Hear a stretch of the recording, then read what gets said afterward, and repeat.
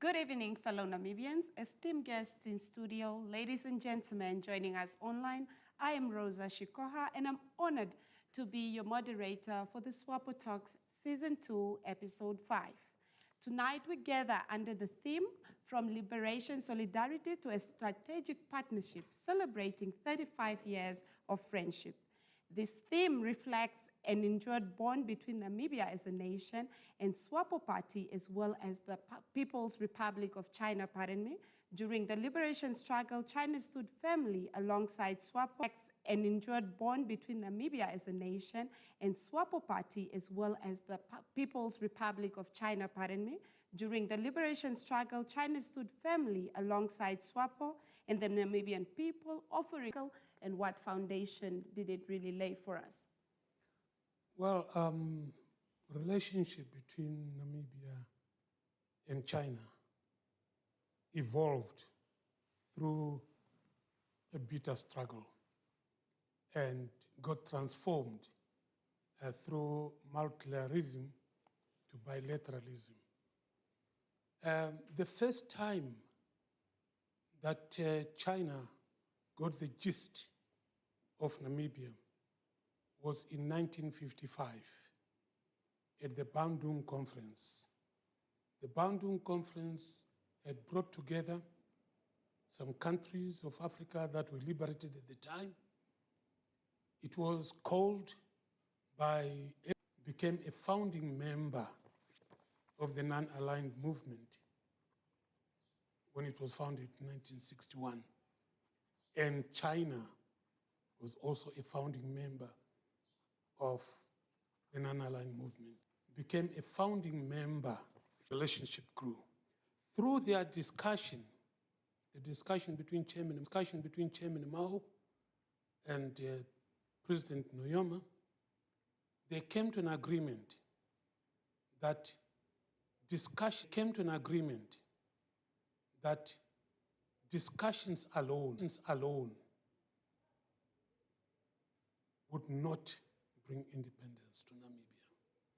Given the arrogance of the apartheid South African regime and the support that it was getting from the 5 Western powers who were members of the UN Security Council at that time. Now, because of that, and also cemented by the resolution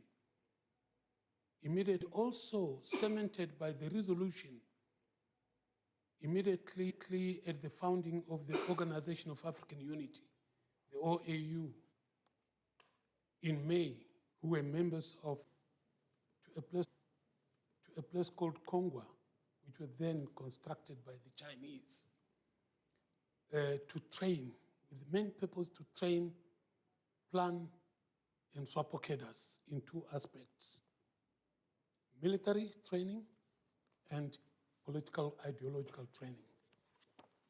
Right? Now, China did not stop there. Simply said, this camp, which is situated in central Tanzania at a place called Kongwa, and it was donated to us by the Tanzanian government. It used to be a train station. But then the Chinese felt that it is important that other liberation movements should be housed there. So the ANC came, the PAC came, ZANU came, the PAC came,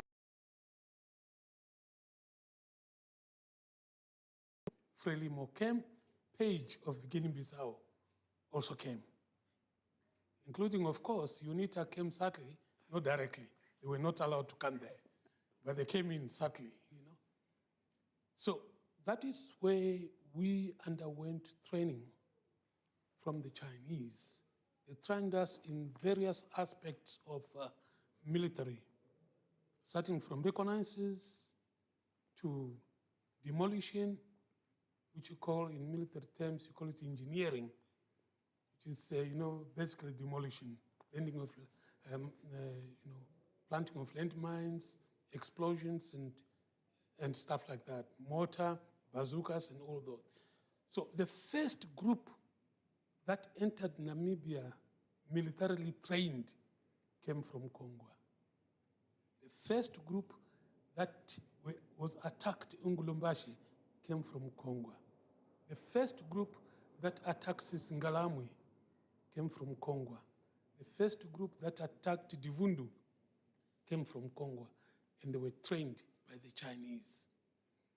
So our relationship, as I say, is watered with blood, because you need to realize that we had about 4 groups that were trained in Tanzania at various points. And the training took 9 months. So it's 9 times 4. 9 times 4. And the Chinese had instructed, we had about points. And the training took 9 months. So it's 9 times 4. And North Korea is one country that is not mentioned in our history. And that is a disservice, because the first AK, the first AK, yes, we were using things like Pepesha, carbine, and those things, and those guns, but the first AK, not the 47, but the 49, AK-49 came from North Korea. Okay. So that was the first advanced weapon that some of us used around 1975, before the Chinese brought AK-45 through the Russians. Okay, just to stop you there, Doctor, can you maybe give us a personal memory that you might have taken from that, given that you come from the liberation struggle of Namibia? You come from the liberation struggle of Namibia.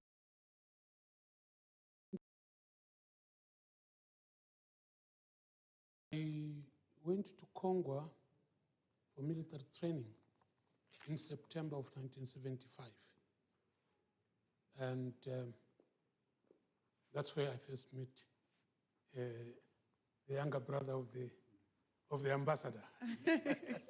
For the first time I saw a Chinese, in Congo 1975. We finished our military training in the early years of 1976. And lucky enough, I was not thrown to Oshatotwa, because you remember 1976, around July, there was that incursion of the South Africans, where the Shipanga Rebellion started. Lucky enough, I was transported directly to the military front, so I didn't witness that. I was at the military front for about where next weekend, I'll be going to a village called Oshunje village in Okalongo constituency. I'll be unveiling a tombstone of a comrade who was with me and died on that day, 19th February 1978, at about 9:15 in the evening. So I personally thought I need to honor him. So I'll be unveiling that next week on the 27th. I participated in the Katima attack, the famous Katima attack. It happened twice. First, it was July 1977, then again 23rd of August 1978. That is one battle, apart from Kwitokwana Valley. It's one battle where the South African Defense Force, it's one battle, apart from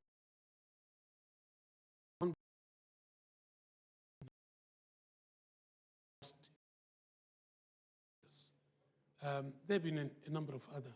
But after that, 1979 at the beginning, I was recalled by the party because we had shortage of personnel at the Voice of Namibia, the radio program of SWAPO. So I joined the Voice of Namibia 1979. Up to the time we came back home. In between, I was Deputy Chief Representative at the OAU and Ethiopia, but also working for the Voice of Namibia, where I worked for the Voice of Namibia in Lusaka, Luanda, Congo Brazzaville, Ethiopia, Harare, Tanzania. Okay, there you had it, Namibia. It is definitely conversations coming from those that are in China. Good evening, Comrade Rosa and Comrade Honorable Minister Mubita. First, I wish to say hello to all our Namibian friends who are watching this program online. It's indeed my great honor in your book very much. And every time I spoke with Dr. Mubita, I learned a lot from you. Yeah, so it's indeed my honor and pleasure. I think Dr. Mubita, you have made a very good summary of the history of China-Namibia friendship back in starting in the 1960s. And actually, you know, I was born in the year 1967. So actually, I think the friendship between the two parties, the SWAPO Party and the Chinese Communist Party, Communist Party of China, and also the friendship between our two peoples actually started earlier than my birth. Yeah, so it's very special for me, very special for me.